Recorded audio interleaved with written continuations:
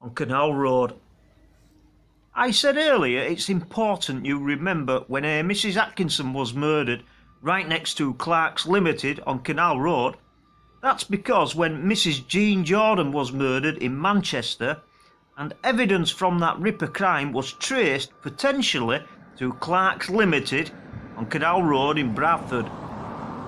But for me, with this in mind, that evidence, or the £5 note that was in Mrs. Jordan's handbag, that £5 note should have been connected to the murder of Mrs. Atkinson also.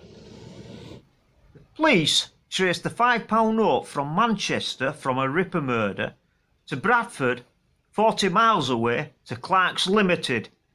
And more importantly, the police should have connected this £5 note to the Mrs. Atkinson murder, which is right next to Clark's Limited, where the Yorkshire Ripper was employed. The police traced this £5 note from Manchester from a Ripper murder and traced it back to Bradford, 40 miles away, to Clark's Limited, but more importantly, should have connected this £5 note to the murder of Mrs. Atkinson, which is right next to Clark's Limited, where the Yorkshire Ripper was employed.